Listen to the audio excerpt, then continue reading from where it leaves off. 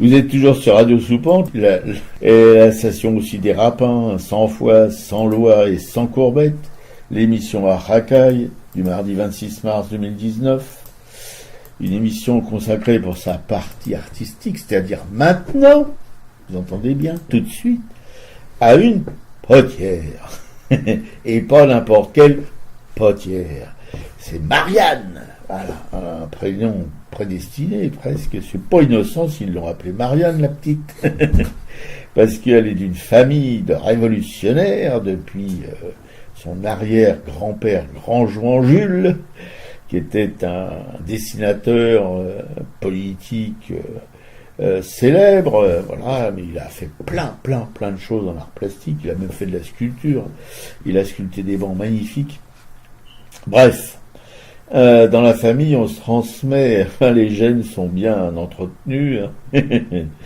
Même la maman de Marianne qu'on a interviewée, qui est la petite fille de Grandjouan, qui a connu son grand-père, très bien, son grand-père qui disait qu'il fallait faire au moins un dessin par jour. Donc j'essaye de suivre son exemple, de faire un Grandjouan par jour.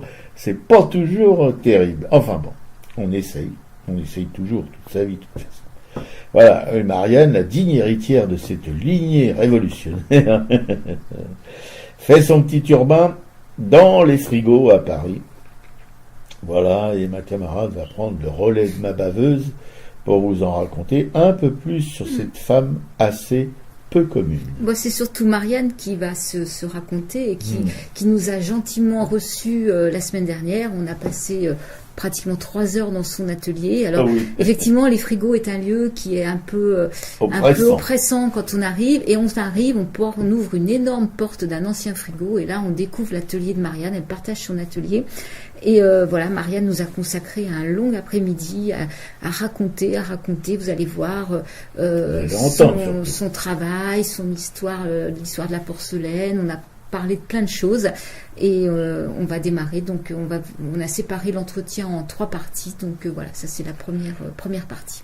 Ça, c'est des cailloux qui sont très usés, qui ont servi à mouliner la porcelaine à la manufacture de Sèvres.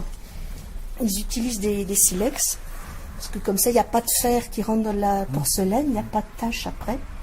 Et ça va s'user en moulinant la pâte, tu sais, dans des gros rouleaux comme ça, qui tournent comme des tambours de machine à laver.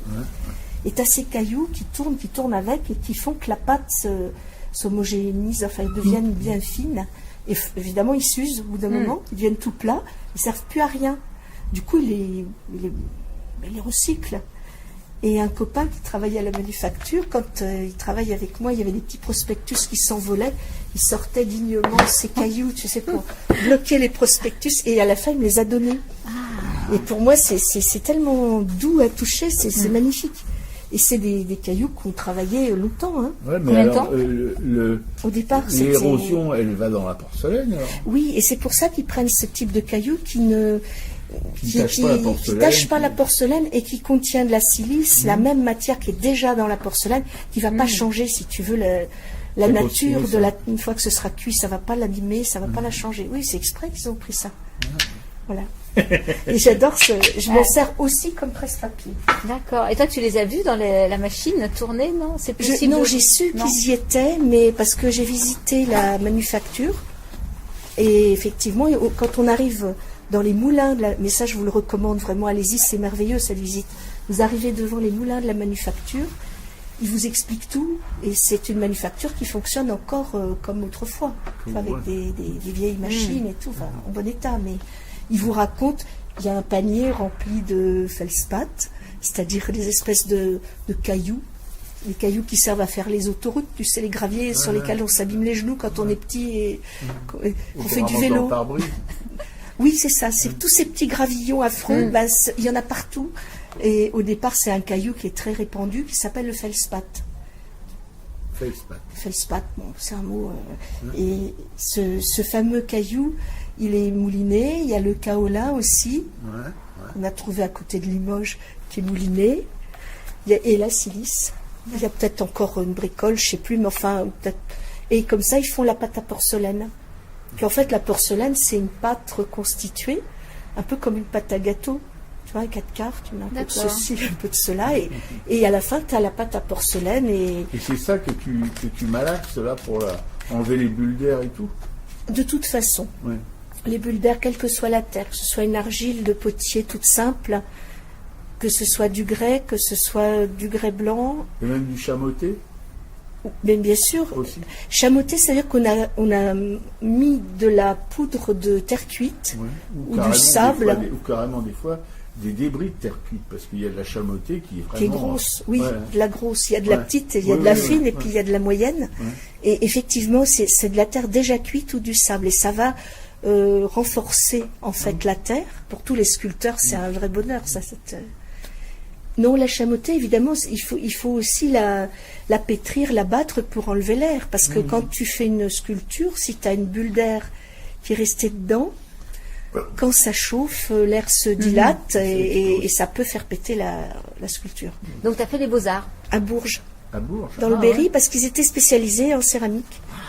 Ah, c'est déjà... Quel âge tu avais à cette époque-là? J'avais 20 ans. 20 ans, et déjà, tu savais ce que tu voulais faire? Oui, parce qu'à 12 ans, déjà, j'ai commencé à aimer vraiment la poterie à 12 ans, grâce à Valentine Schlegel, qui était une sculpteure merveilleuse, qui enseignait dans l'atelier des moins de 15 ans à la ville de Paris, qui se trouvait rue de Rivoli. Tu sais, c'était l'atelier qui dépendait un peu des arts décoratifs, mais pour les enfants de la ville de Paris.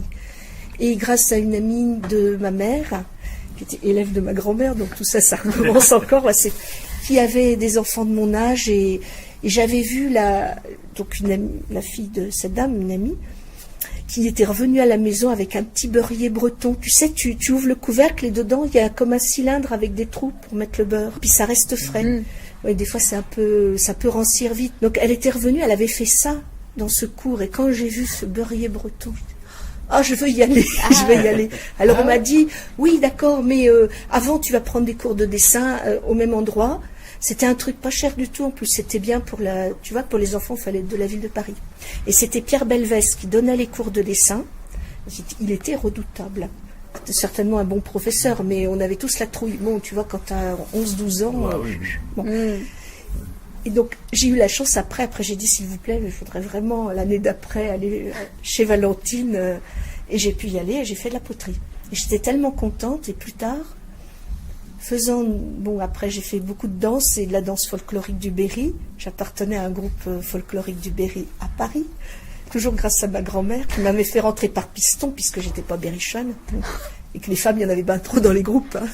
Et ceux-là, ils m'ont élevée. Je te dis pas la formation que j'ai eue grâce à ce groupe, c'était vraiment, je les remercie du fond du cœur parce que c'est eux qui m'ont tout appris. Donc je suis allée dans ce groupe folklorique. Et puis ensuite, le groupe folklorique, tous avaient des parents, des oncles, des tantes, des grands-parents dans le Berry. Donc on partait des week-ends entiers en autocar. On chantait, on apprend plein de belles choses, les autocars. Et là-bas, on allait à la Borne, le village où je suis allée d'ailleurs le week-end dernier, où je vais souvent. Et il y avait un monsieur qui s'appelait André Rosé, qui avait fait les Beaux-Arts aussi à Bourges, je crois. Et qui avait vraiment, qui était un potier extraordinaire, qui tournait des tas de choses, il était merveilleux ce potier. Et c'était un ami des gens du groupe. Donc à chaque fois qu'on allait là-bas, on allait le visiter, on allait le voir travailler, on lui achetait des souvenirs, des choses, des objets, et en plus après on faisait le pot-au-feu chez Lulu, sa femme, qui tenait le bistrot épicerie, tu vois, et c'est là où on faisait le bal plus tard, dans la soirée. Donc j'ai des souvenirs, mais émerveillés, tu peux bien imaginer. Et en plus, c'était les années 70. Donc, à la Borne, il y avait eu plein de stagiaires, tu sais, qui venaient parce que Digan, c'était un type qui avait remonté une ancienne industrie de poterie. Il avait fait un travail formidable. Et alors, il y avait plein de gens qui venaient. J'étais vraiment émerveillée. Donc, je n'ai eu qu'une idée, c'était faire les Beaux-Arts donc à Bourges, puisqu'il y avait une section de céramique. En fait, parce que la terre à grès, le grès du Berry, c'est de la terre qui est autour de Bourges, tu vois. Donc forcément, ils ont enseigné dans les Beaux-Arts cette poterie-là, de grès. Qui dit poterie de grès, c'est toutes les recherches qui ont été faites à la manufacture de Sèvres sur les grès chinois, Tu sais, à la fin du 19e, c'était un grand appétit d'Extrême-Orient et de grès chinois et des choses extraordinaires. Et il fallait deviner un peu comment c'était fait. Donc il y a eu des tas d'essais. À la manufacture, ils font souvent des expositions qui reviennent sur l'histoire de leur industrie. Ouais, c'est passionnant. Voilà, donc à Bourges, c'était un peu, on nous expliquait comment on avait découvert les premiers émaux chinois, comment, c'est pas évident, tu t'imagines. Surtout que la porcelaine en Chine, il fallait pas la sortir de Chine, hein, c'était complètement pas permis. C'était très dangereux, disons. Je crois que des Portugais avaient réussi, mais une petite boulette de terre. Il y a plein de choses qu'ils ont sorties de Chine comme ça, difficilement. Mais oui, mais il faut dire que t'imagines la porcelaine, cette matière translucide, sonore, extraordinaire, mais merveilleuse, était offerte par les empereurs chinois à des rois, enfin ça voyageait sur la route de la soie un petit peu.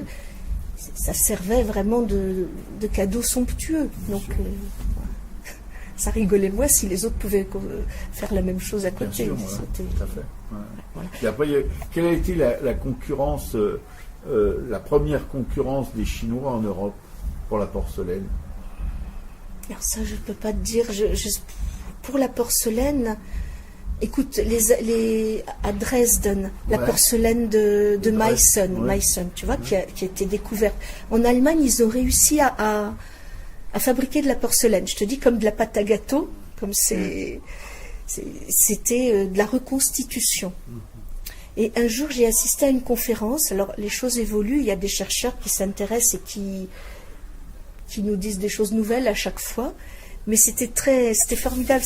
Il racontait en fait, le fameux kaolin que tout le monde cherchait partout, c'était le nom d'un mont, d'une petite montagne en Chine, qui contenait évidemment cette terre. Mais, en fait, les Chinois avaient fait courir le bruit que c'était ça, la porcelaine. C'était une défense, si tu veux. Enfin, c'était les dernières trouvailles de ce chercheur qui nous racontait ça. Les choses ont pu tout à fait être changées aujourd'hui, tu vois, avancer.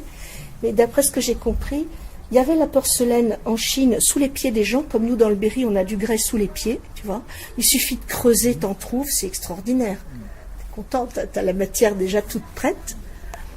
Mais ils n'étaient pas fous, ils se sont dit, mais il n'y en a pas tant que ça, tu vois, ils ont une notion de la matière première qui n'était pas inépuisable.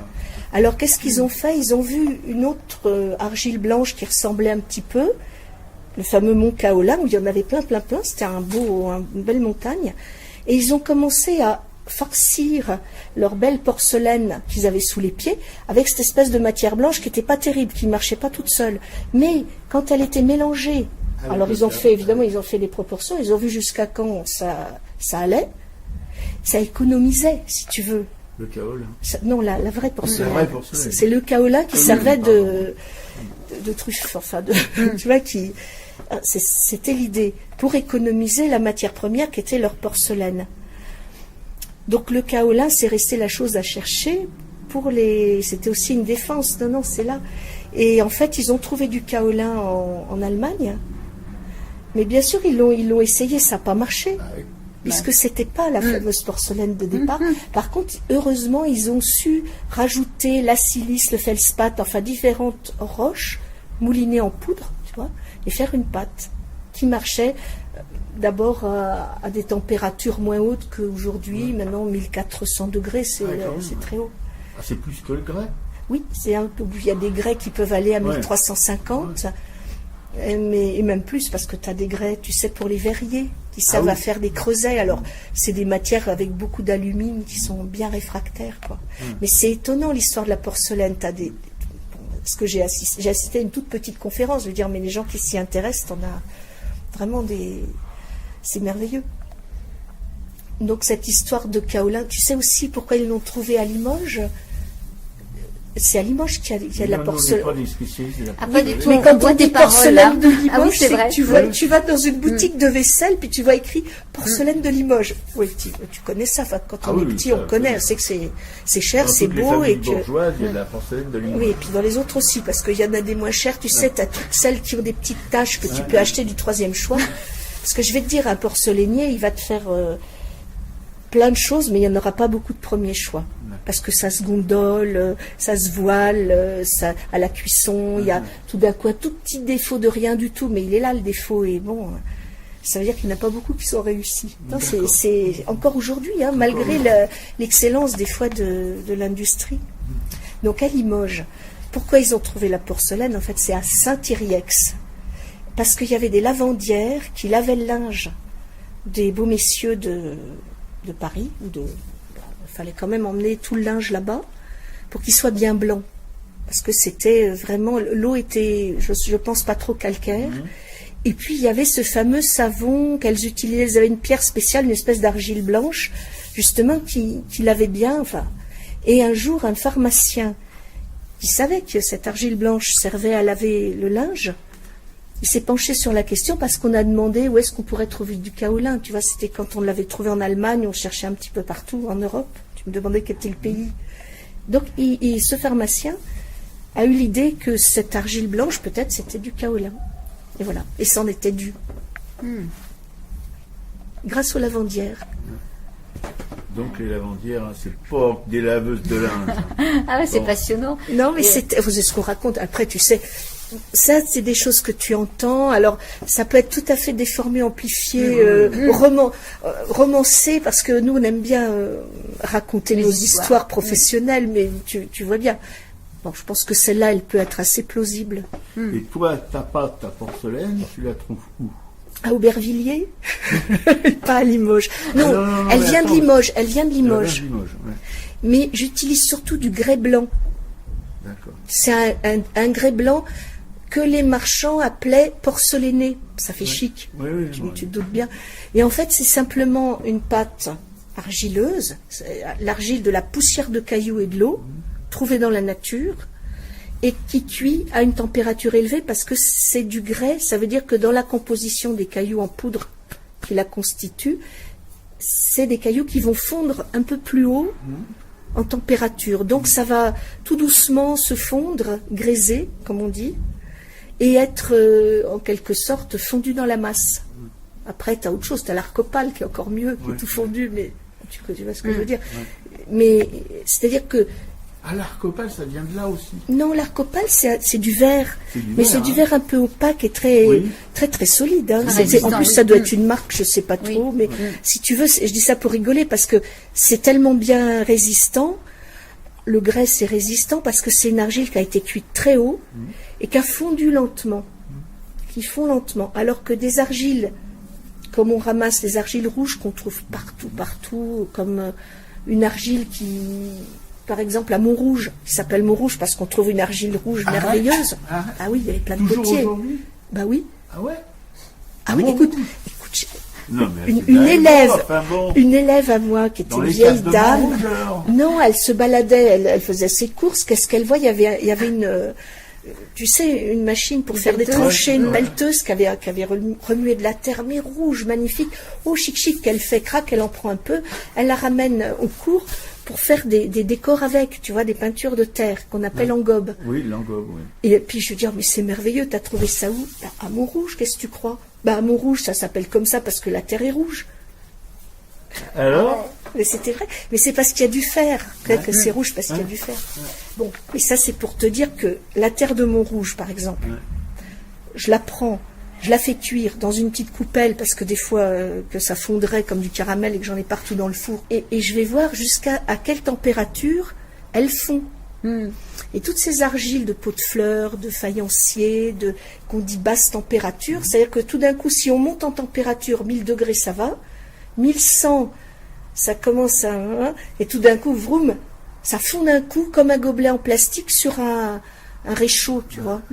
Et le truc, alors c'est très dangereux. Tu t'es donné du mal à faire une jolie forme bien fine, tout ça. Tu la mets à cuire. Pense, c'est un peu trop chaud. Tu te retrouves avec un machin, complètement fondu, mais vraiment déformé. Alors que le grès, si tu veux, c'est aussi une argile, pareil, qu'on ramasse par terre, mais on la fait cuire, et là, elle fond tout doucement. Ce qui fait qu'à un moment, à l'intérieur, c'est imperméable parce que c'est fondu, et en même temps, la forme est restée. Et la porcelaine, c'est pareil. C'est ce qu'on recherchait, si tu veux, quelque chose qui va devenir imperméable, parce que ça servait à conserver la viande dans les grands saloirs, ou l'huile. Enfin, on conservait plein de trucs quand la matière était devenue imperméable comme du verre. Mais le verre, c'est lourd, c'est fragile, et puis tu imaginais des grandes jarres de verre, c'est pas évident à fabriquer. Donc tout ça, c'est des choses on a de la chance d'avoir, tu vois, aujourd'hui. Et le grès porcelané, ça fait bien, c'est le grès, ou grès blanc, ou grès porcelainique. Tu vois. Bon, enfin, c'est simplement la même chose que la porcelaine, mais ce n'est pas transparent. D'accord. Quand il est cuit, il n'est pas transparent. Par contre, il peut être sonore. Là, j'en ai un petit peu derrière vous. J'ai cuit à 1300 degrés. Donc du grès blanc, qui vient de Limoges. Tu vois. Le son, mais c'est normal, c'est la forme aussi. Tu vois, c'est une forme creuse. Et tu pourrais faire des instruments de musique avec ça. Mais il y a des potiers qui font des magnifiques instruments de musique en porcelaine. Ah ouais. J'ai vu des Hollandais faire des... Tu sais, à Saint-Chartier, quand il y a tous les luthiers qui venaient, maintenant c'est au château d'Ars, il y avait des luthiers qui étaient luthiers, et la matière c'était de la porcelaine. J'ai vu des flûtes traversières extraordinaires, j'ai vu des... En porcelaine. Oui. Ah oui, oui. Ben oui, c'est une matière merveilleuse, tu peux la modeler.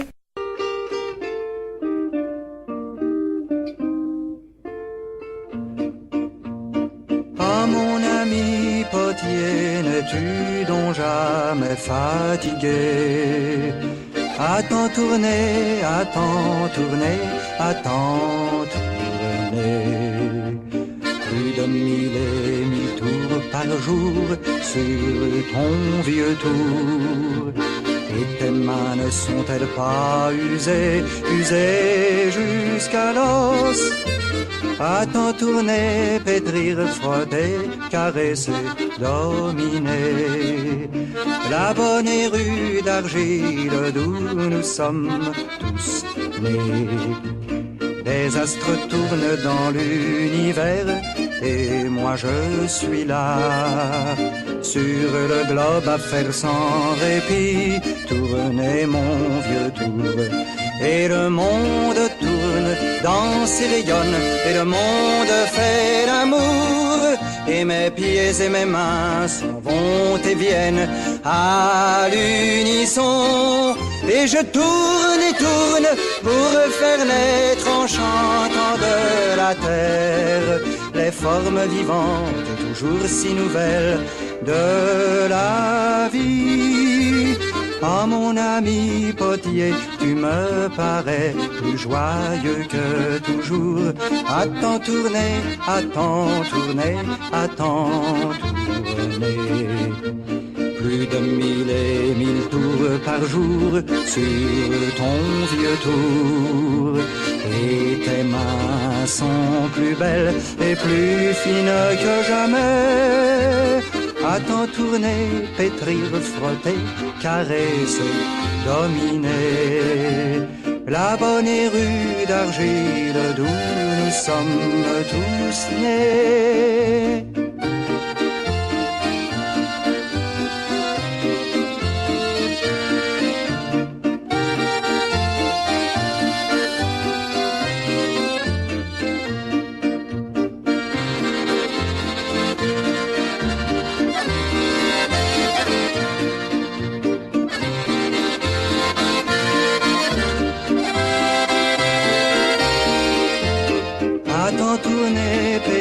Frotter, caresser, dominer.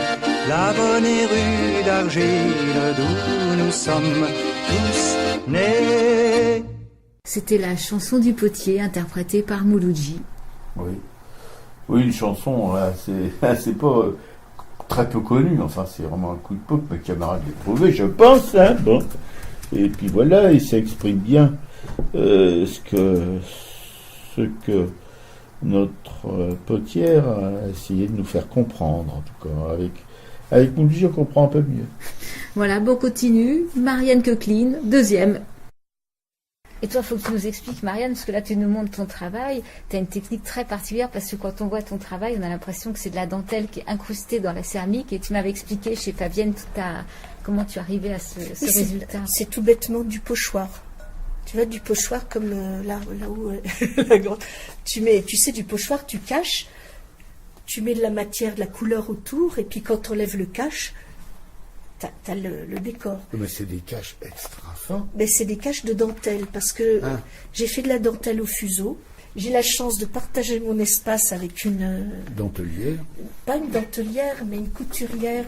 En fait, c'est une dessinatrice textile qui donne des cours et qui fait aussi des costumes et qui a fait donc de la dentelle. Des fois, il y a des petites chutes. Donc, très gentiment, elle me dit, tiens, regarde, j'ai ça t'intéresse? Ou je vais dans des merceries. Quand je voyage, ce que j'aime bien, c'est aller loin et rentrer dans une mercerie et acheter 1,50 m de dentelle. Mais c'est la dentelle qui est fine, le pochoir. Non, mais oui, mais comment tu peux arriver à passer de la couleur là-dedans? La couleur, c'est une pâte que j'ai fabriquée. Ouais. Donc la pâte, ce que je fais, c'est que des fois, c'est de la couleur que je fabrique, où je mets une cuillère de ceci, une cuillère de cela, tu vois, 10 pour une cuillère pour 10 couleurs, 10 cuillères de grès blanc, une cuillère de chinois marron. Souvent, tu vois, c'est des couleurs un peu ternes, parce que la température de 1300 degrés, c'est rare d'avoir des couleurs très vives. Heureusement, ils ont fait des progrès. On le voit à Saint-Sulpice, dans l'exposition de Potier de la place Saint-Sulpice, tous les mois de juin, fin juin. Tu vois des fois des jarres cuites à 1300, porcelaine ou en grès, des vaisselles ou des sculptures avec des couleurs mais incroyables. Et c'est grâce aux nouveaux colorants qui tiennent le coup à cette température. Des colorants chimiques? Ah ben tout est chimie. Là, chez nous, on sait que pigments naturels, si. C'est des pigments naturels, la chimie. Je veux dire, tu prends un pigment naturel, tu regardes ce que c'est. C'est de l'oxyde de fer, de l'oxyde de... Alors, c'est la... cuivre, etc. Ouais, l'oxyde de nickel, enfin, tout est... Et les colorants c'est pas fabriqué. Oui, c'est mouliné nous-mêmes en personne. Enfin, oui, c'est dans la nature, je veux dire. Oui. Mais quand ils fabriquent, ils prennent aussi dans la nature au départ. Tu sais, pour l'oxyde de cobalt, ça c'est de l'oxyde de cobalt, c'est bleu. Ça a servi pour toutes les poteries, les porcelaines chinoises, parce qu'il y avait des morceaux de cailloux avec de l'oxyde de cobalt dans le désert de Gobi, en Chine. Donc, ça prenait la route de la soie, comme la porcelaine, le bleu de cobalt, et ça allait chez les verriers à Murano. Tu vois, ils fondaient un peu d'oxyde de cobalt. C'est-à-dire le caillou qu'ils avaient ramassé dans le désert, ils le moulinaient, bien fin. Il y avait des gens, hélas, pour faire ça. Et après, ils le mélangeaient avec du verre, un verre bien costaud, et du coup, ça faisait du bleu. Et après, c'est comme quand tu mets de l'encre bleue dans de l'eau, tu peux diluer. À la fin, tu te retrouves toujours avec un truc bleu, tellement c'est fort comme couleur. Et alors, ils promenaient comme ça des cristaux bleus, tu vois, de verre bleu, très concentrés en oxyde de cobalt. Et puis après, ils les coupaient, ils les remettaient avec du verre blanc, ils recoupaient, etc. Ils les diluaient. Et puis à la fin, c'était encore bleu. Et ça arrivait en Hollande, à Delft, là où ils faisaient les carreaux. Ça arrivait... Évidemment, au Portugal, là où ils faisaient tous les carreaux, les azuleros, il y avait bon, tu vois, comme... Mais même, ils ont c'était très fort comme couleur, ce bleu. D'ailleurs, c'est dommage d'avoir toujours le même bleu. Tu dis c'est chimique, mais les potiers de Delft, il paraît, c'est pareil, je l'ai entendu dire, tout ce que je vous raconte, c'est à vérifier absolument. Non, vérifie. Parce que je suis...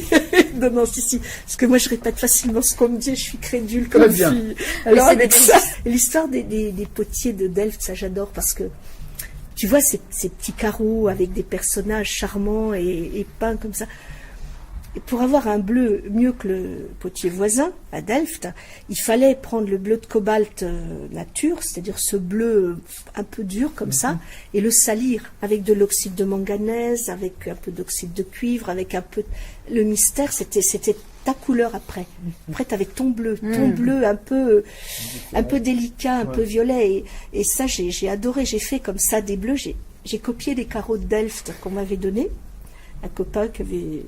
C'est en Hollande, dans les années 70, qui avait aidé à déblayer une maison. Alors, les carreaux, ils étaient un peu abîmés, mais ça fait rien. J'ai copié, c'était des jeux d'enfants. C'était des enfants qui jouaient au quilles, ou alors avec des yo-yo, ou avec des toupies. Et pareil, j'ai essayé de faire un bleu à ma sauce, un bleu un peu moins fort. Et aujourd'hui, dans les couleurs là qui sont là, bon, c'est des couleurs un peu fortes, mais d'habitude, c'est plutôt des couleurs plus douces. Dans toutes ces notes. Et tu as toutes les notes, en fait. Comme ça, je sais exactement la taille. Donc, tu pourrais le refaire. C'est tous des pièces uniques. Ouais. À chaque fois, je crée un modèle avec... puis les dentelles, c'est pas inusable. Alors, à part les dentelles en nylon des années 50 que je trouve dans les poubelles, qui sont extraordinaires parce qu'absolument inusables, mais souvent très moches. Enfin, tu faut avoir le courage de les découdre. Tu sais, c'est pas ça prend un temps fou. Parce que c'est ce que tu expliquais. Donc, tu mets la couleur sur la dentelle. Donc, cette dentelle, tu peux la réutiliser éventuellement quelquefois. Oui, je peux la laver, mais au bout d'un certain temps, elle s'abîme parce que la terre qui passe à travers, ça use les petites mailles toutes mignonnes. Alors, si tu as une dentelle à la main, t'imagines, ou des vieux machins que tu as récupérés, ça tient le coup une fois ou deux, puis après, quick. Et déjà, au Beaux-Arts, j'aimais ça, je faisais déjà de la dentelle. Ah, ce travail sur les dentelles date déjà de ta formation des Beaux-Arts? Oui, en 80. D'accord. Oui, 1980. Que tu fasses de la poterie, que tu la décores, c'est une chose, mais que tu remplisses des classeurs de notes, etc. Alors moi, ça me sort un pauvre classeur de... Oui, mais parce que, voilà, regarde. Tiens, c'est celle-là qui malheureusement, elle est très très vieille, cette dentelle. Tu vois, dentelle ancienne, très fragile, fine, noire. Alors, ce que je dois faire au bout d'un certain temps, comme il y en a pas mal, je dois leur donner des noms aux dentelles pour les retrouver. Alors, un jour, j'avais appelé une dentelle culotte, parce qu'évidemment, elle venait d'un élastique de culotte. Puis je me suis dit, ça fait pas très chic. Tu sais, t'es dans une expo, la dame dit, oh, ah oui, d'ailleurs, madame... Je me tais parce que une fois je l'avais appelé soutien-gorge parce que c'était une bretelle de soutien-gorge et c'était très bien pour. Il y avait juste le petit trèfle en pochoir qui était impeccable, qui m'a servi de signature d'ailleurs pendant un moment, parce que je signe à chaque fois différemment suivant les séries. Et après, toi en fait, tu as des commandes particulières? Oui, j'ai des commandes parce que alors c'est très long à réaliser, donc quand j'ai une commande, souvent c'est des gens que j'aime bien pour qui je fais ces commandes. Ou des gens à qui je tiens. Tu vois, j'ai une professeure de danse roumaine que j'aime beaucoup. C'est elle qui m'a mis le pied à l'étrier pour aller faire un marché de potier à Magny-le-Hongre, du côté de Marne-la-Vallée, en Seine-et-Marne. C'était loin. D'ailleurs, j'étais très intimidée. Et c'est une amie qui est venue d'Argenton-sur-Creuse avec sa voiture pour me voiturer, tu vois, d'ici. Ah oui, parce que... Bon, puis les marchés de potier, tu te confrontes à tous les autres qui sont autour de toi, qui travaillent vraiment magnifiquement. Et bon, c'est ça. C'est le premier marché de potier que j'ai fait en 2013. T'es la seule, en fait, à travailler comme ça, non? Oui, pour ce truc-là, parce que c'est très chiant et que ça prend un temps fou. Et que bon, mais en même temps, il y a plein de gens qui font des pochoirs, il y a plein de gens qui... Il y a Jérôme Galvin, qui est un magnifique artiste, qui a appris à Moustier Sainte-Marie. Donc il faut tous les petits décors de Moustier qui détournent complètement, il fait des trucs merveilleux. Mais lui, c'est pareil, il a vraiment appris et ça lui prend du temps, tu vois, c'est pas... Enfin, puis c'est pas grave le temps, parce que ça peut très bien ne pas prendre de temps et être magnifique. Moi, je m'en fous complètement. Mais dans mon cas précisément, si j'ai une commande, ça va me prendre beaucoup de temps. Donc c'est vrai que je préfère faire pour quelqu'un que j'aime bien. Et cette prof de danse roumaine, elle me commande 2 bols parce que son mari veut des bols. C'est de la terre ou de la porcelaine? Toujours grès porcelané. Grès porcelané. C'est du grès blanc. Ou porcelainique. Ça, c'est des bols. Et j'aime les bols à pied. Donc je lui en ai fait plusieurs pour elle et pour son mari. Pendant un certain temps, on en trouvait dans les grands magasins, des bols comme ça. On en trouvait en Bretagne dans les bazars. Puis d'un coup, ça a disparu. Les petites industries se sont cassées la gueule. Alors c'est venu tout d'un coup des bols qui venaient plutôt d'Italie ou via des dessinateurs italiens, c'est peut-être fabriqué en Extrême-Orient, pourquoi pas Taïwan ou ailleurs. Et seulement comme ils étaient moulés, tu vois, il n'y avait pas le dessous du pied comme ça, parce que je les tourne et après j'enlève la terre, ça prend du temps. Non, moulé c'était plein, parce que c'était plus facile. Okay. Tu vois, c'était bizarre, il y avait un truc plein comme ça, ils n'avaient pas ces mêmes pieds. Et je me disais, c'est quel dommage, parce que ça, moi j'adore quand il y a un trou sous le pied, tu l'attrapes facilement pour faire la vaisselle. Mais si tu veux attraper une pièce quand tu fais la cuisine et qu'elle te glisse pas des mains... non, mais ça donne... pour manger dedans ou boire. Ça donne une légèreté, ça donne... Ah ben bien sûr, sinon puis tu peux pas mettre de la terre épaisse, c'est pour ça aussi que ça explose. Là c'est pas verni. Alors ça, c'est compliqué. Non, c'est pas verni, mais c'est compliqué. C'est un copain qui disait, il faut voir la terre que c'est. Ouais. Je trouvais ça pas faux. On me dit c'est pas faux. En même temps, des fois, tu as aussi envie que ce soit verni. Ça dépend de la forme de ta pièce et un peu la couleur de l'émail. Mais souvent, quand on fait du grès ou de la porcelaine, c'est-à-dire quand on cuit à haute température, on est obligé d'enlever le vernis pour pas que ça colle. Quand tu fais des choses qui cuisent à basse température, tu peux acheter des petits supports qui s'appellent des pernettes ou des pieds de coque. C'est des petites pointes. Et puis du coup, tu poses ta pièce dessus et on voit à peine la trace des supports quand c'est cuit. Et puis c'est émaillé de partout. Tu vois. Ah, c'est émaillé de partout. Bah oui, puisque tu as le support qui soulève la pièce, du coup elle peut pas coller à la plaque d'enfournement. Par contre, pour ce qui est porcelaine, qui cuit très haut, c'est pas facile d'avoir des supports parce que les supports, ils sont dans un métal qui coûte horriblement cher. Ou alors ils fondent, ou alors ils laissent des traces. Enfin, il y a toujours des trucs. Tu penses bien, ils ont des systèmes quand même. Mais souvent, un potier de grès, qu'est-ce qu'il fait? Il enlève l'émail sous le pied de son bol ou de son assiette ou de son pot, et puis il le pose. Et puis, comme ça va pas coller. Voilà. Ou alors il met des petites terres à cale, des petites boulettes de terre à cale, comme dans les fours à bois, qui laissent des traces valeureuses que on se parfume d'exhiber après, tout content. Et ça, c'est la signature, là, cette petite fleur? Oui, cette petite fleur, c'est de la broderie anglaise. J'aime beaucoup la broderie anglaise, et c'est une fleur 6 pétales. C'est cette taille de bol. Les plus gros, c'est 8 pétales. Te dire, au départ, voilà, je prends de la terre que j'achète à Aubervilliers, qui vient de Limoges, qui est du grès blanc. Je la bats, je la malaxe, comme tu sais. Après, je la tourne. Après, je la tournasse. Il y en a qui disent tournaser. Moi, j'ai appris à dire tournasser. Alors, voilà, je garde le mot. Mais c'est un vocabulaire qui n'est pas stabilisé, les potiers. Avec un tour. Avec un tour. Avec le tour, crac. J'enlève ce qui est sous le pied, tu vois, puisqu'il est tourné comme ça.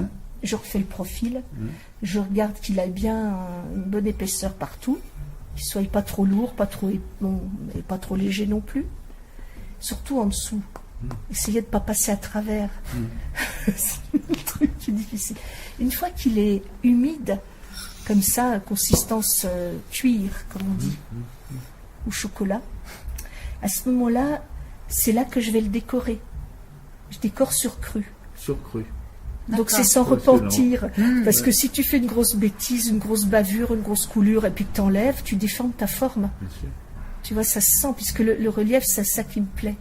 Mais d'habitude, c'est sur cuit qu'on décore. Les deux. Ah, les deux. On décore comme on veut, à tout point de sur vue. Sur cru, c'est plus suicidaire que sur cuit, non? Oui, c'est ça.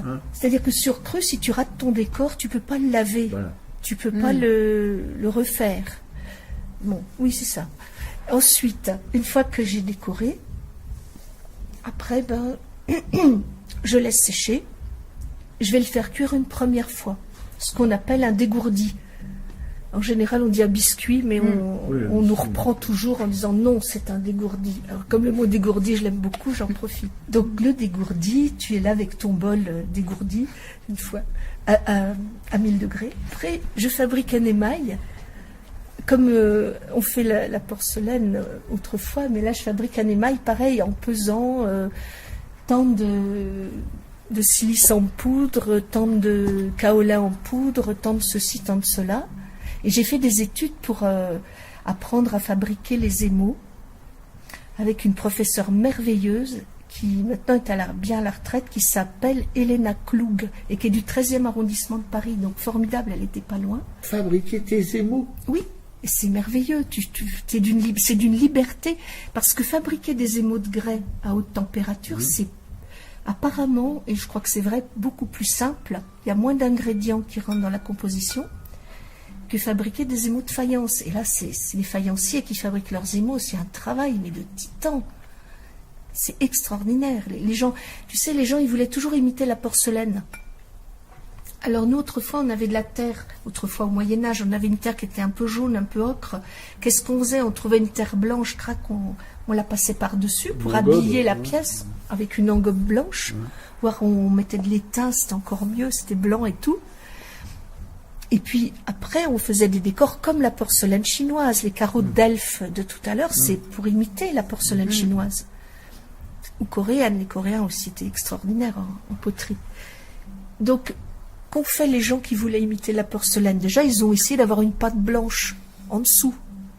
Et en Afrique du Nord, en Turquie, tu vois, Izmir, quand tu vois ces carreaux, ces poteries blanches avec une pâte cristalline merveilleuse, brillante, ils ont carrément, eux aussi, fabriqué une pâte blanche qui servait de squelette à leur plat, à leur pièce, pour décorer par-dessus avec des tas de couleurs.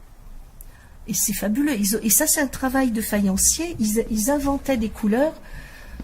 C'est un boulot, mais incroyable pour arriver à ces résultats. Alors que les émaux de grès à côté, c'est ridicule.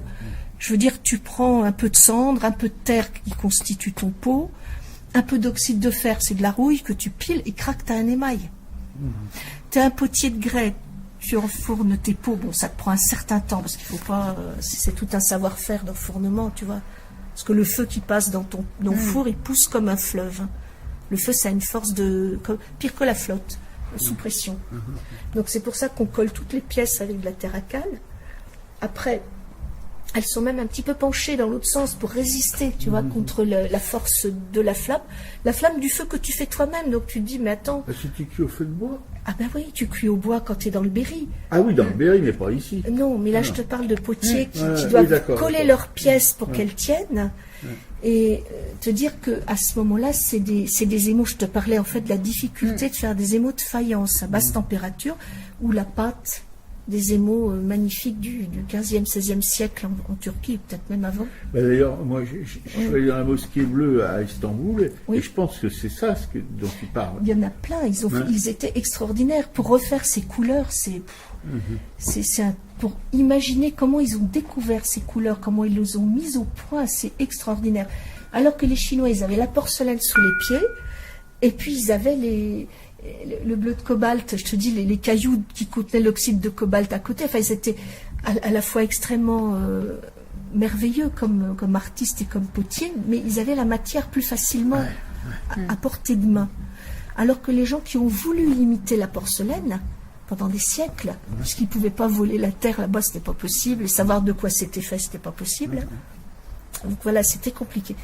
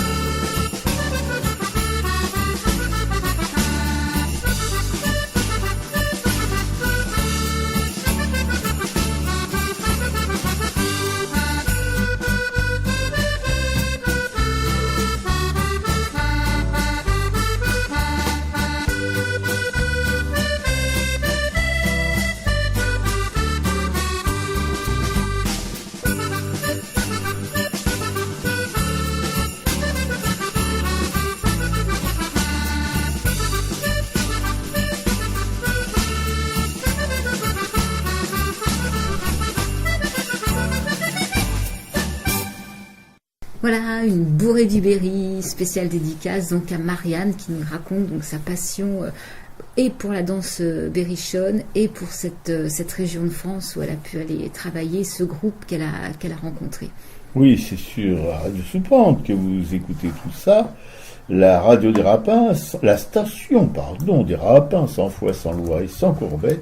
L'émission Art Racaille du 26 mars 2019, consacrée justement à cette potière extraordinaire. Voilà, et on termine avec la fin de l'entretien.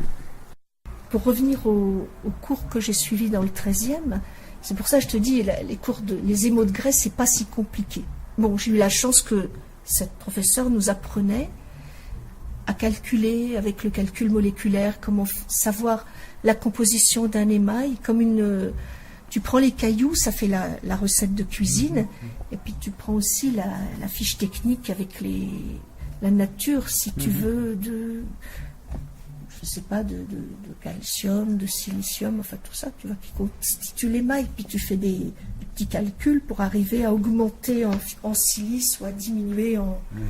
Bref, tu t'amuses bien. Et un émail de grès, ça peut être très simple. Chez les potiers de la Borne, par exemple, qui cuisent au bois, tu empiles tes pièces, donc en les calant bien à cause de la force du feu, et ensuite, tu mets du bois. Le bois, quand il brûle, il lâche de la cendre, qui voltige un peu partout, et qui va se déposer sur les pièces. La cendre, c'est de la potasse, soudée de la potasse, tu vois.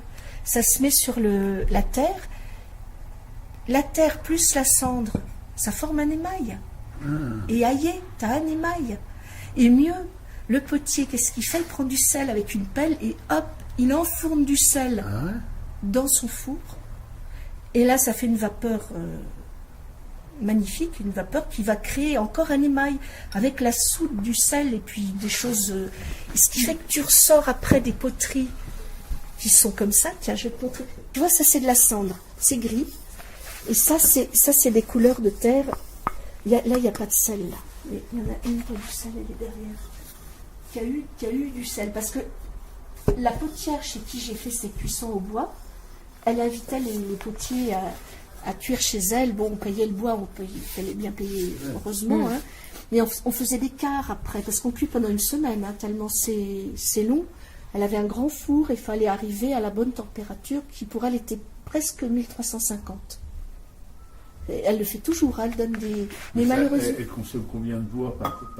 Comme elle avait un four de 5 mètres cubes, c'était à peu près 20 stères, quoi. Parce qu'il y avait de l'embrasement, il pouvait y avoir que 15 stères, mais elle avait une façon de cuire très particulière. Oui, et j'ai eu de la chance parce que j'ai mis de la crotte de chèvre dessus. La crotte de chèvre, c'est un ocre de Cuiset. Ah oui, en Cuiset, tu as ces fours qui ressemblent à des barques renversées. Tout à fait. Et c'est exactement les fours Anagama, qui veut dire four couché. Les Japonais, ces fours japonais magnifiques qui sont devenus à la mode, je dirais, par les Américains. Après... ici, c'était il y a une quarantaine d'années. Une montre pyrométrique. Voilà. C'est un mélange, si tu veux, c'est une pâte qu'on fabrique comme une recette de cuisine, puis on moule. Et dans cette pâte, il y a tant de pourcents de calcaire, tant de pourcents de silice, toujours pareil, les mêmes matériaux. Et en fonction de la composition, ça va fondre à 900 degrés, ou celle-là, elle va fondre à 1000 degrés. L'autre, elle va fondre à 1100 degrés. Et ça te permet d'étalonner comme ça. Tu les mets toutes droites. Là, elles sont couchées parce qu'elles ont fondu. Celle-là, elle a fondu à 1000. Tu vois, elle est toute raplapla. Et celle-là, elle a du fou. 1000, 1100, 1200, 1300. Peut-être 1350, je sais pas. Et elle a commencé déjà à piquer du nez, donc c'est bon. Je sais pas si ça commence à 1000, hein, j'en jurerai pas. Mais tu vois, elles ont des références, des petits numéros quand tu les achètes. Donc tu sais qu'elle va fondre à telle température. Donc tu suis la montée en chauffe du four comme ça. Regarde tous les petits macarons que vous voyez là. C'est des yeux, en fait, c'est des bouchons. Tu retires le bouchon, tu mets tes lunettes de soleil, parce que si tu regardes sans lunettes de soleil, tu te brûles la rétine. C'est très dangereux. Ou des lunettes de soudeur. Tu regardes et tu essayes de voir. Et c'est pas facile. Parce que c'est tout fantomatique là-dedans. Tu as une drôle de truc, tout est blanc, quand c'est bien monté en température, tu vois, à 800 c'est rouge. Mais quand c'est au-delà de 1100, ça commence à être blanc.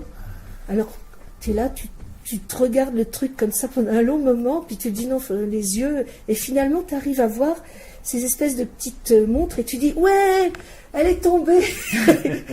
Et on a un cahier, et puis on marque, parce que tu penses une semaine de travail à une équipe comme ça, ça crée des liens. Puis alors là, vous avez des photos, alors, toujours le petit regard, la landier, là où on met le bois, en bas. Là, c'est la queue du lion. À mi-course, le mercredi, elle commençait le lundi à cuire. Oh. Le mercredi, c'était déjà bien chaud.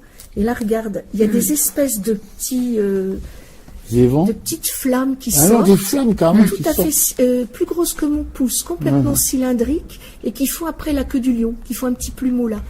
Et quand c'est comme ça, il y en a 6, des petits trous. Quand c'est comme ça, tout le monde est content. J'ai remarqué, j'ai fait 4 fours avec elle, chez elle. Et c'était le bon moment, c'était la queue du lion, la queue du lion. Pour arrêter la cuisson. Pas du tout, on sait qu'on est dans la bonne direction, on est à mi-course. Et ça fait la queue du lion, et youpi. Et qui c'est ce beau blond là? Ah, c'est un potier extraordinaire, c'est Dominique Garret. C'est un potier à la borne. Il s'est donné tant de temps et de mal, tu vois, pour réparer le grand four de la borne. Il a fait plein de choses, c'est un type très gentil. Et il a une femme anglaise qui s'appelle Rose Erin, qui fait des poteries formidables. Il fait des démonstrations de tour à bâton. Et grâce à lui, j'ai pu emmener les élèves, tu vois, une visite guidée. Il y a fait, je dirais, 7-8 personnes que j'ai pu emmener dans son atelier. Il nous a fait visiter le four qu'il avait contribué à restaurer et tout. Non, si tu veux, la céramique, pour moi, c'est quelque chose qui compte. Comment dire, tu sais, quand je suis bénévole à Saint-Sulpice depuis le début, que ce marché, il existe, ça me plaît tellement parce que j'ai pu rencontrer des tas de potiers qui m'intimidaient horriblement. J'aurais jamais osé même m'approcher de leur stand et regarder les pièces, de peur de passer pour une cliente et de les décevoir aussi, parce que tu sais, t'es là, tu retournes le truc dans tous les sens, l'autre il a les yeux qui brillent, il a rien bouffé depuis 10 jours, enfin, etc. Et pourvu que je la vende celle-là, et puis tu lui fais, non, je suis potier, bouffe. Donc j'étais quelqu'un qui pouvait les aider à porter une caisse, à emballer un machin, à aller chercher la clé de, je sais pas, travail simplement de bénévole sur un marché, quel qu'il soit, tu vois, ces grands marchés. Et ça, c'est formidable. Et toi, tu vis de ton métier, donc depuis 40 ans ou 30 tu vis de ton métier? Oui, alors non, j'ai vécu d'excédent, d'excipient, enfin, tu sais bien. D'expédient. Oui, je sais bien. Oui, des choses qu'on a payées avec son tempérament, etc. Enfin, ce genre de bêtises qu'on dit. Non, je vis en fait en vendant donc mes pièces pendant les expositions, en faisant des commandes. En général, je vends tout. Tu as bien vu, puis grâce à des comme Fabienne qui très gentiment m'a dit de venir exposer chez elle. Alors là, qu'est-ce que c'est? Ah, j'étais contente. Ah oui, j'ai vendu à une dame qui cherchait un cadeau. C'était mignon, une dame qui cherchait un cadeau à 15 €. Parce qu'elle faisait une loterie à Noël et tous les membres de sa famille devaient acheter un truc à 15 € et après ils emballaient puis on tirait ça au sort. Je trouve ça génial, tu vois. Justement, j'avais un truc à 15 €, crac. C'était bien. Mais à part le truc à 15 €. J'ai vendu un grand saladier à 50, alors là. Et à part le grand saladier à 50. J'ai vendu 2 petits saladiers il faut tout lire, à 30. C'est important pour les gens qui écoutent de savoir. Alors, comment ça leur permet de situer. Ouais. Non, mais c'est pas ça. Comment te dire, vivre de la céramique, ça se fait pas. C'est pas possible. Où tu es artiste et tu exposes très cher dans certains endroits, et là, bon, pourquoi pas. Ou tu fais de l'industrie, là, bon, d'accord, pourquoi pas. Parce qu'à Monoprix, il y a des trucs magnifiques à 3,50 €, en fait, tu vois bien. Ou bien, tu fais comme il a dit Bernard Palissy, il l'a écrit, surtout vu qu'il était en tôle, il pouvait écrire, il a pris du temps pour écrire. Il dit que si vous voulez faire de la céramique, il faut avoir un autre métier à côté. Il dit ça, enfin, du moins de la thune. Alors, soit tu as un mari très riche, et puis, ou une femme très riche, enfin, ou pas du tout, ou tu te débrouilles, ou de la famille. Ou alors tu as un boulot à côté, ou alors tu vis très modestement. Bon, dans mon cas, je peux dire que je vis très modestement, que mon mari est bibliothécaire, donc ça c'est vachement bien, parce que au moins il y a un salaire régulier tous les mois, et que je gagne quand même des sous parce que, je donne des cours une fois par semaine, une journée entière par semaine, enfin pas mal d'heures, et que j'adore ça. J'adore en plus. Mais c'est pas ici, du coup. Non, ici c'est trop petit. Non, puis je garde l'endroit vraiment pour travailler. Tu vois, ici, c'est ma collègue qui donne des cours. Donc j'ai le ronron des termes de couture qui me ravissent, tu vois, je flotte là dans des... Pourquoi tu as 3 fours cylindriques et un four... 2 fours cylindriques et un four comme ça. Ouais. Alors le premier four cylindrique, il est très très vieux, il marche pas très bien, il sert plutôt à sécher les pièces. D'accord. Je m'en sers surtout pour ça, parce que c'est vraiment une antiquité. Le deuxième, il est tout neuf, c'est parce qu'une amie hollandaise déménageait et elle voulait le vendre, et je me suis dit, l'autre, le premier, il va pas tenir longtemps, donc j'ai acheté celui-là. Ouais. Et en fait, je m'en sers que pour les biscuits, c'est-à-dire les dégourdis, les premières cuissons à 1000 degrés. Et puis celui-là, c'est pour les mailles uniquement. Il monte à 1300. D'accord. Donc je suis très contente d'avoir divisé comme ça, tu vois, ce travail. Combien ça trouve une cuisson là-dedans? Oh, c'est pas cher parce que c'est très bien isolé. Ah oui. Tu as 25 kilowatts. Une cuisson? Une cuisson. Ou 33 si c'était 1000 degrés. Là, le mien, 81 kilowatts, 80 kilowatts. C'est tellement calorifugé. Ouais. Tes résistances, elles dépensent du courant, mais c'est pas tant que ça. Si tu veux. Et ça monte en température, et grâce à une épaisseur de briques, ce qui fait que tu achètes des fours qui font ça, puis dedans tu as ça de place pour cuire, tu vois. Grâce à cette économie en calorifugeant, tu dépenses moins d'électricité. C'est ce qu'il faut d'ailleurs, c'est pour ça. Sinon, il faut garder la chaleur, tu sais, pour que... D'abord, tu puisses monter en température sans en reperdre à chaque fois. Donc, c'est super bien étudié, ces machins. Ça, c'est de la brique. Donc, c'est très bien. C'est très... réfractaire. Parce qu'il y en a qui sont en fibre. C'est un peu dégueulasse. Moi, je suis arrivée en 89. 88, en fait. Et 88, comment t'es arrivée dans cet atelier des frigos? Grâce aux rillettes de canard. Grâce à mon oncle qui était plombier et qui a fait la plomberie d'un voisin, là où vous êtes allé, rue des Boulangers. Et puis un jour, le voisin met des petits papiers dans nos boîtes aux lettres parce que son fils, il avait élevé des canards dans le Quercy et il venait à Paris pour faire des ventes de ces rillettes. Donc il venait vendre chez ses parents, tu vois, qui invitaient les voisins qui avaient mis des papiers. Et, j'arrive à vouloir un atelier, je fais une première exposition après avoir fait une formation dans le nord de Paris, rue du Mont-Cenis. J'ai réussi à avoir... je me payais un stage, si tu veux, à Loisir Céram, une petite boîte de matériaux de céramique, qui faisait travailler des gens dans son arrière-boutique pour montrer la qualité de ses produits. Qui sont devenus après Serradel, d'ailleurs. C'est des gens qui sont... Serradel, c'est énorme. C'est énorme. Mais là, à l'époque, c'était pas grand. Alors, j'étais là-bas, j'ai fait un stage qui a duré peut-être, 6-7 mois. Et alors, du coup, grâce à ce stage, en fait, j'ai réappris des choses qui me manquaient. J'ai même acheté un tour chez eux après. Et puis, j'ai fait une exposition de ce que j'avais fabriqué pendant tout ce temps. Et cette exposition, j'ai cherché un lieu. J'ai été en face de la fontaine Buffon, tu sais, la fontaine Cuvier, à l'entrée du jardin des plantes. Parce que l'imprimeur m'a dit que peut-être l'hôtel qui venait d'être tout neuf, rénové, ils avaient une cave et que des fois ils proposaient à des peintres ou à des modeleurs, de présenter leur travail. Et on m'a proposé, c'était vachement gentil, ils ont accepté que j'expose là. Le voisin Henriette, on lui a mis un papier dans ses boîtes aux lettres, qu'est-ce que tu crois? Il est venu. Puis, et c'est là qu'il me dit, au fait... Tiens, si vous cherchez un atelier, j'ai une parente qui loue un atelier. Alors, il savait pas très bien parce que c'était une parente éloignée, mais il me dit, je vous donne son téléphone. Je crois qu'elle cherche quelqu'un pour partager parce que elle voulait, parce que simplement ça allait être moins cher si elle partageait le loyer, quoi. Bien sûr, j'ai dit, puis j'ai été voir, et puis c'était là. Ça fait plus de 30 ans que tu es là. Ouais, 89. 30 ans. 88, 188. Dans le même atelier. Oui. J'étais un petit peu à Malakoff avant. Ça, c'était pas mal aussi. C'était un atelier intéressant. Pareil, avec beaucoup de gens différents. Mais c'est intéressant. Tu croises des gens qui ont des parcours passionnants parce que c'est un boulot qui te prend beaucoup, quoi. Et à cette époque-là, dans les années 80, c'était vraiment l'apogée, je crois, de ce retour à des choses artisanales. Et depuis, j'ai l'impression que ça s'est un peu calmé, non? C'était la fin de l'apogée. C'était la fin de l'apogée. C'était vachement la fin de l'apogée. Je suis arrivée aux Beaux-Arts de Bourges. Ouais, youpi. Tu vois, j'étais dans la nature, toutes ces matières naturelles, gna gna gna.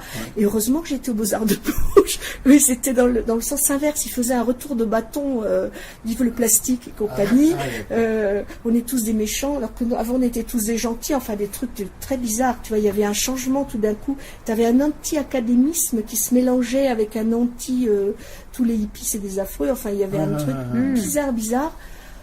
Ah ouais, c'était un creuset. Alors dans ces cas-là, quand ça bouillonne dans tous les coins, tu prends ce qui te plaît, tu es influencé par ce que tu devrais pas être influencé mais qui t'influence quand même. Si tu devais, avec ta passion, parce que on se rend compte au bout de cet entretien que tu es vraiment quelqu'un d'hyper passionné, mais si tu devais dire à des gens qui s'intéressent à ce métier, à la poterie, etc., si tu devais leur résumer en quelques mots ce qui te fait bouger comme tu bouges dans ce métier, mais c'est quelque chose qui m'écrase complètement, qu'est-ce que tu pourrais dire? Ah oui, j'aime bien patouiller, mais ça tout le monde il aime bien patouiller. Non. Non. Si quelqu'un te posait la question, qui soit pas moi, mais quelqu'un que tu peux rencontrer justement dans les expos et des choses comme ça, mais qu'est-ce qui vous fait bouger pour faire de la poterie comme ça, comme de manière aussi dingo? Je crois que je sais pas. Pas du tout. Je sais pas du tout. Très bonne réponse. Mais tu pourrais pas faire autre chose? Oh bah si, alors là, aucun problème. Hein. J'aurais été poissonneur de métro sans problème. Non, je peux faire n'importe quoi. J'ai été femme de ménage, j'ai adoré ça. Non, il n'y a aucun problème. Là, C'est par là qu'on aurait dû commencer. Ah non, je sais vraiment pas pour... Je sais pas. Non, mais parce que c'est la passion. On sent que tu as une passion. Parce que pour faire tout ce que tu fais avec le sourire comme tu l'as, depuis qu'on te connaît, ça fait pas longtemps, mais toujours souriante, je comprends pas. Il y a un truc que je ne m'explique pas. Tu vois, je connais pas mal d'artistes. C'est la première fois qu'on rencontre quelqu'un comme toi avec cette passion. Et alors, quand on sait que tu es l'arrière-petite-fille de Grand Jouan... Marianne, si on veut voir donc ton travail prochainement, parce que là, j'imagine que maintenant tout le monde a envie de voir ce que tu fais dans tes saladiers avec les dentelles. Donc, comment on fait pour venir voir ton travail? Alors, je vais exposer au mois de mai. Alors, il va y avoir des portes ouvertes dans les frigos le samedi 25 mai et le dimanche 26 mai. 14h, 22h le samedi et 14h, 20h le dimanche. Oui, là c'est une visite d'atelier, donc c'est une façon de pouvoir montrer ce qu'on fait. Et puis les journées européennes des métiers d'art, ça c'est plus près, c'est le samedi 6 avril et le dimanche 7 avril. Et c'est où? Ici. Dans ton atelier aussi, oui. Oui, les journées européennes des métiers d'art, c'est tu ouvres ton atelier au public. On fait des démonstrations. Je vais montrer la fabrication d'un émail traditionnel. Merci beaucoup Marianne, en tout cas pour la visite, pour toutes ces explications. Ouais. J'espère qu'on va donner envie de venir voir ton travail. En tout cas, bon, si on pas envie, on arrête la radio. Ça nous a énormément plu. On a vu des belles choses.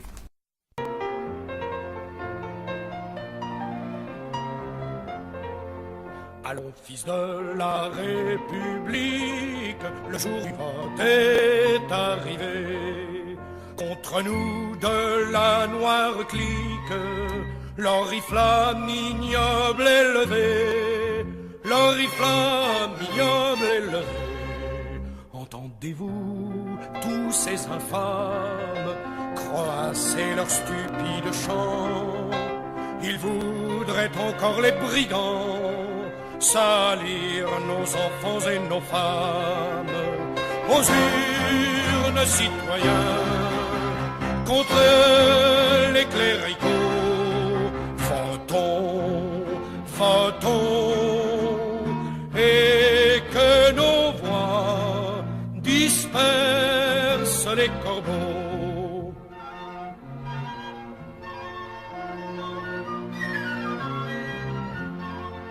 Que veut cette maudite engeance, cette canaille à jupon noir? Elle veut étouffer la France sous la calotte et les peignoirs, sous la calotte et les peignoirs. Mais de nos bulletin de vote, nous accablerons ces gredins, et les voix de tous les scrutins leur crieront à bas la calotte. Aux urnes, citoyens, contre les cléricaux, votons, votons, et que nos voix dispersent les corbeaux.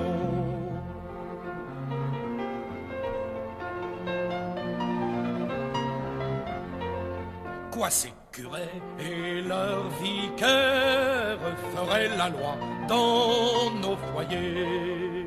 Quoi ces assassins de nos pères seraient un jour nos meurtriers?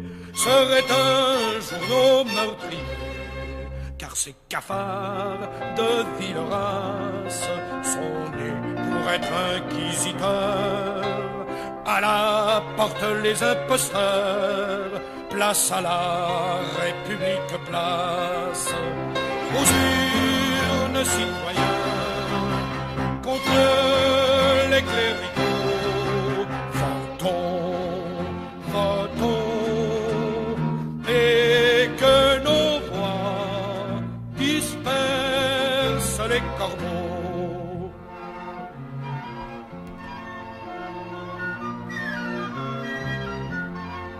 Tremblez coquins, cachez-vous traîtres, disparaissez loin de nos yeux. Le peuple ne veut plus de prêtres, patrie et loi, voilà c'est Dieu. Patrie et loi, voilà c'est Dieu. Assez de vos pratiques niaises, les vices sont vos qualités. Vous réclamez les libertés, il n'en est pas pour les punaises. Aux urnes, citoyens, contre les cléricaux, votons, votons, et que nos voix dispersent les corbeaux.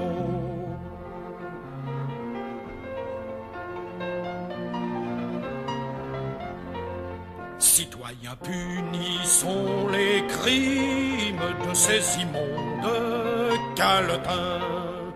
N'ayons pitié que des victimes, que la foi transforme en crétins, que la foi transforme en crétins.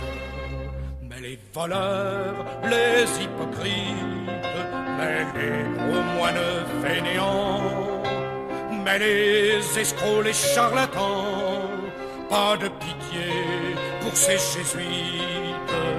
Aux urnes, citoyens, contre les cléricaux, votons, votons, et que nos voix dispersent les corbeaux.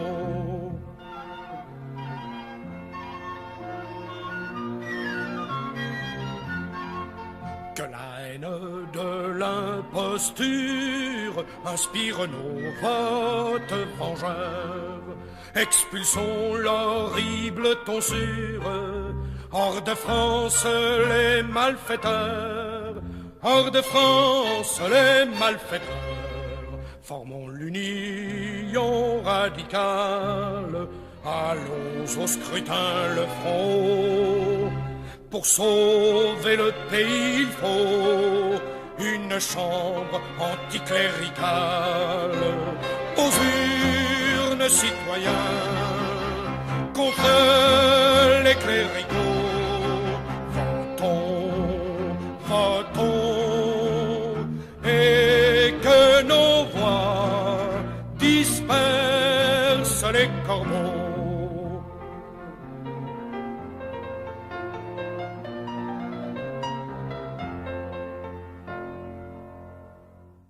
Voilà, la Marseillaise anticléricale, Marc Augeret. Je pense que Marianne appréciera ce clin d'œil.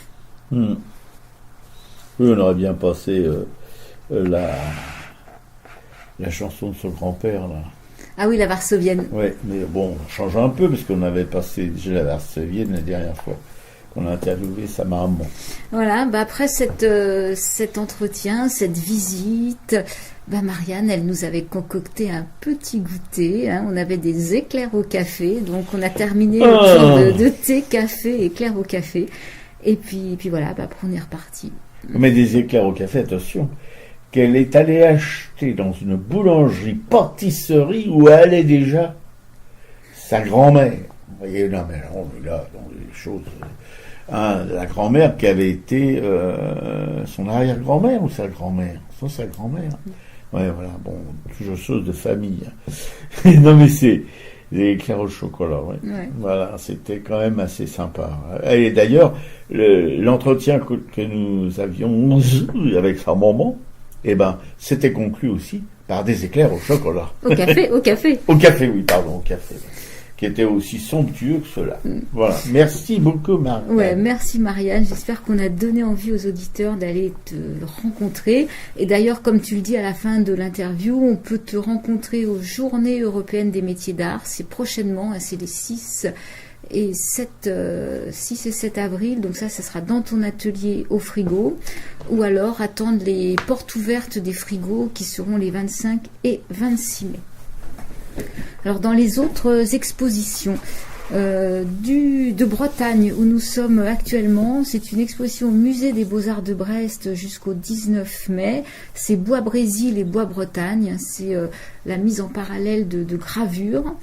Et à Landerneau, c'est Johan Mitchell et Riopel à la fondation Leclerc de Landerneau. C'est une exposition qu'on peut voir jusqu'au 22 avril et ce sera le thème de nos prochaines émissions. Je pense qu'on aura 2 émissions avec ces visites d'exposition. Au musée de Pont-Aven, tant qu'on est en Bretagne, on a une exposition Talcôte en devenir. Donc c'est au musée de Pont-Aven. C'est jusqu'au 10 juin. Donc c'est une rétrospective majeure de Talcôte. C'est un artiste qui est né en Bretagne, qui était considéré comme un grand au XXe siècle et en fait qui reste quand même assez peu connu du public. Et quand on voit la présentation de cette exposition, on s'aperçoit qu'il a évolué à travers différents styles picturaux.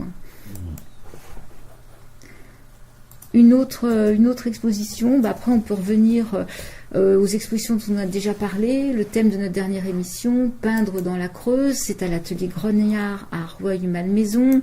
Là, ce sont tous les peintres de l'école de Crozant et plus. C'est une centaine d'années de peinture autour de Crozant, donc 1830-1930, jusqu'à ce que le barrage d'Aiguzon transforme le paysage de cette région.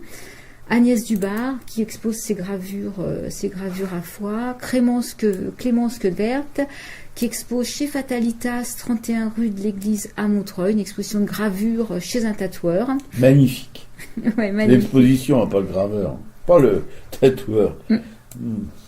Jusqu'au 31 mars, les affiches de presse au musée Eugène Carrière, c'est le dimanche de 15h à 18h. Au Petit Palais, l'exposition Jean-Jacques Lequeux, remarquable dessinateur de bâtiments et de fantasmes. Édouard Rioux, premier illustrateur des romans de Jules Verne, c'est à la bibliothèque Armand Salagrou au Havre jusqu'au 27 avril. Après le culturel de la semaine, alors on a pu voir un film qui est passé sur Arte il y a déjà quelques temps, qui est malheureusement plus visible en replay, mais qu'on peut commander en VOD, qui s'appelle Fleurs du désert. Et en fait, c'est toute la vie d'un mannequin qui s'appelle Varis Dié, en fait, qui est une petite fille qui fuit la Somalie au moment où on veut l'obliger à un mariage. Et en fait, elle dit qu'elle ne pourra pas supporter, donc elle part toute seule, laissant un petit frère qui l'adore dans une tente dans le désert. Elle va traverser le désert, c'est un miracle d'ailleurs si elle en réchappe. Et parce qu'il y aura une tentative de viol, évidemment. Voilà, donc elle va aller sur Mogadiscio et puis en fait on va la retrouver après 6 ans plus tard. Elle est arrivée à Londres dans une famille de diplomates où elle est considérée comme une esclave. Elle fait le ménage, elle sort pas de chez elle. Ah oui, il y a une image d'ailleurs qui est terrible.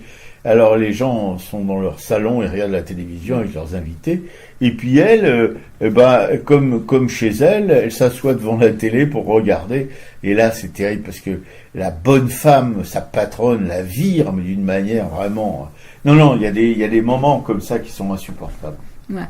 Et après, de fil en aiguille, elle travaille dans un fast-food, elle va faire une rencontre avec un photographe, elle va devenir mannequin, mais c'est surtout, elle va devenir ambassadrice de la lutte contre l'excision. En fait, elle va raconter son histoire, ce sera une des premières femmes à raconter, elle va être ambassadrice de bonne volonté pour l'ONU, donc contre les mutilations génitales féminines, et c'est un destin un peu hors du commun qui est raconté dans ce film.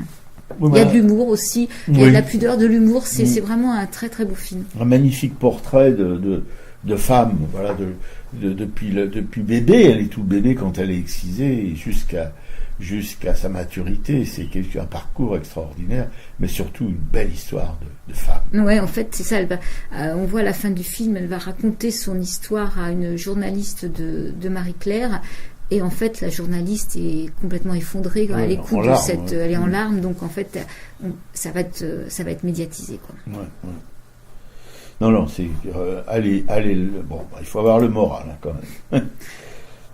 Mais on aime bien, c'est ces femmes qui luttent, c'est toujours un régal, quoi. Et là, c'est quand même un sujet d'importance. D'ailleurs, j'ai remarqué dans les rues de la capitale, là, il y a de plus en plus d'affiches de prévention pour ces jeunes filles qu'on renvoie dans leur village en leur faisant passer ce voyage pour des vacances, et on les prévient que ça peut être en fait un voyage pour qu'elles se fassent exciser au pays, quoi. Voilà, on a vu un autre film, c'est notre Grande Rousse, qui nous a prêté un DVD, Les Balles, B-A-2-L-E-S, du 14 juillet 1953, un film de Daniel Kupferstein. J'avais écrit ça comme Les Balles de suivi. Voilà, qui raconte un drame terrible qui s'est déroulé donc en plein Paris ce 14 juillet 1953. Au moment où la manifestation du 14 juillet se disloque, en fait, la police parisienne charge un cortège de manifestants algériens, et là, il y aura 7 morts, des blessés, et une centaine de manifestants blessés, et en fait, dans les morts, il y aura aussi un syndicaliste CGT. C'est une histoire qui est devenue quasiment inconnue, et Daniel Kupferstein va enquêter sur cette manifestation et va rechercher qui étaient tous ces manifestants qui ont été tués, quoi. Oui, bouleversant, évidemment. Quand on pense à ces travailleurs algériens qui ont été surexploités d'une manière éhontée depuis les mines du Nord jusqu'aux bâtiments, etc., et puis qui est aussi vidaient les poubelles, tous les métiers les plus terribles, les plus pénibles étaient pour eux, et ils ont quasiment reconstruit la France après la guerre dans le bâtiment, etc., etc. Et de voir la manière dont les autorités françaises les traitaient, c'est immonde, c'est ignoble. Et ça, moi je serais un Algérien, mais je haïrais la France. Eh ben eux non, ils sont là, voilà, on voit des très vieux Algériens à Paris, à Montreuil, tout ça, ils sont cool, ils sont d'une gentillesse, d'une équanimité extraordinaire, pas du tout de rancune apparemment, même en Algérie. À part officiellement quand ça arrange le pouvoir politique, mais ça, c'est bien connu, on fait la même chose ici. Voilà, enfin, nos gouvernants, enfin, ceux qui croient nous gouverner font la même chose.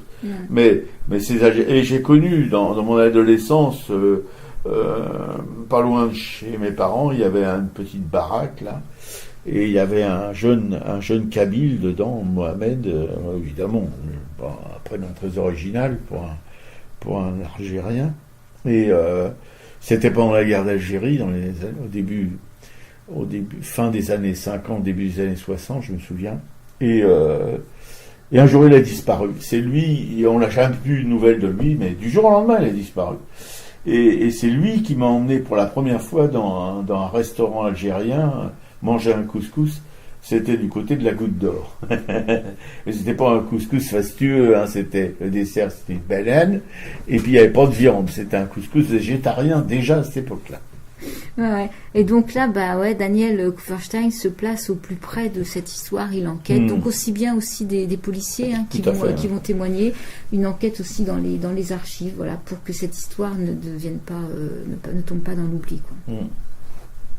Ben voilà, on a fait à peu près le tour de ce qu'on avait raté. C'est une lecture, j'ai lu le livre de Claude Isner, c'est Laurence Lefebvre et Liliane Korb, alias Claude Isner, donc La poule aux œufs d'or, le 3e volet des aventures de Jérémy Nelson.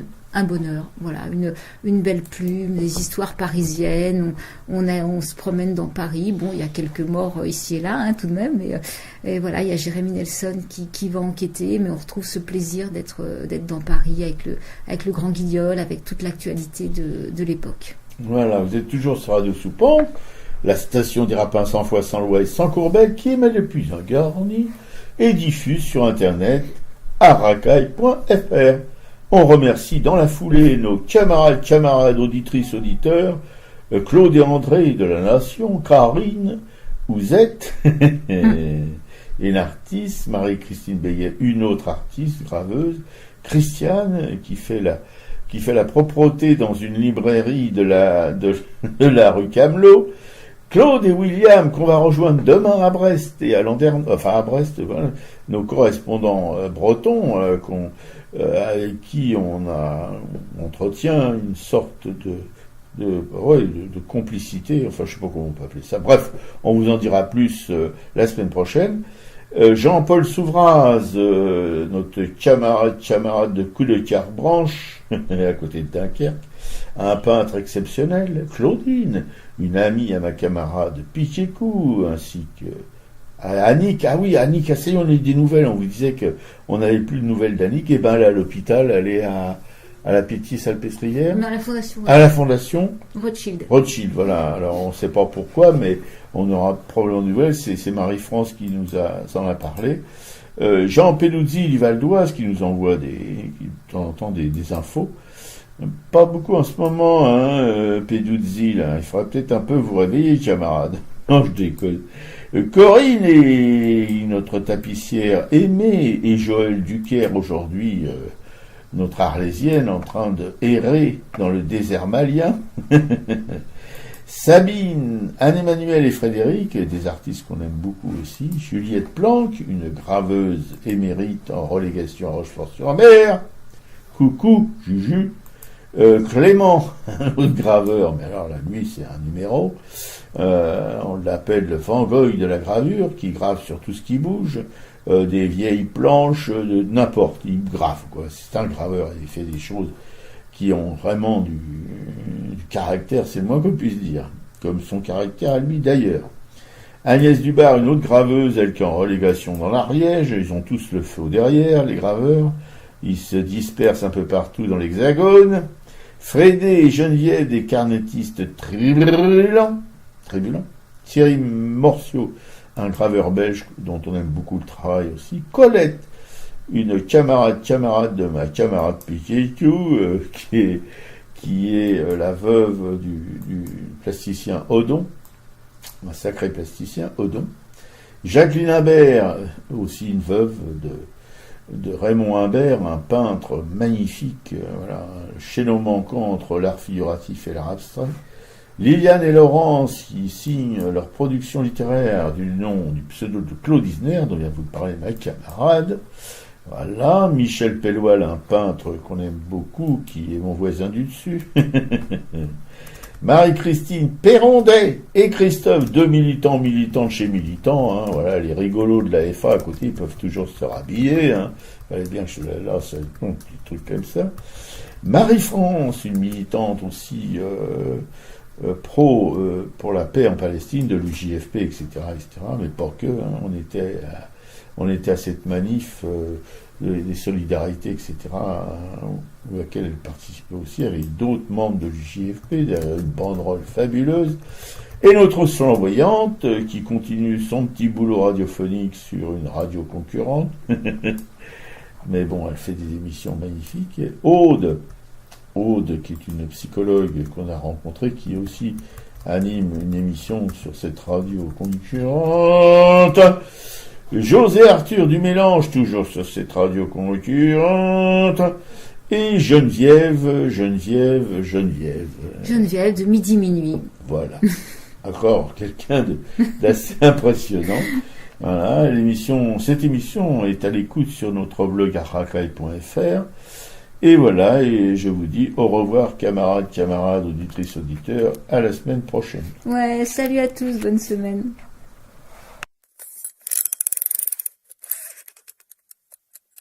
C'est la lutte finale, un combat d'initiés sont les perdants qui gagnent, nos dames émancipées, les médias sous le roi, mon peuple articulé, d'un pantin au long bras, faut pas venir pleurer. Allons enfants de la patrie, le jour de gloire est terminé entre nous deux. La tyrannie sous l'étendard sang élevé, entendez-vous dans nos campagnes mugir nos pauvres de faim de froid, qu'ils viennent jusque dans vos bras, pleurer dans nos villes, nos sarcasmes aux armes, etc.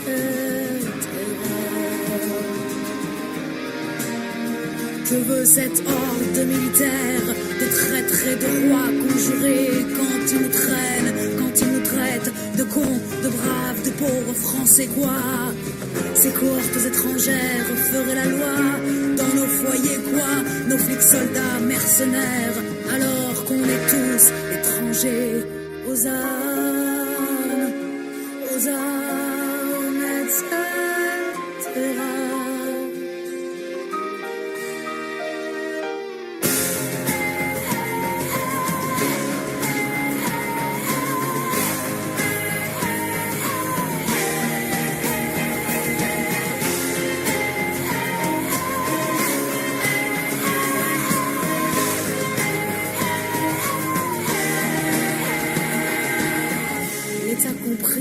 Et la loi triche, l'impôt se rit des malheureux, nul devoir ne s'impose aux riches, le droit du pauvre est un mot creux, des preuves qui se ramassent à l'appel, l'égalité n'existe pas de droit sans devoir, dit-elle, égaux à la naissance parfois, liberté, liberté chérie, ce qu'on la tue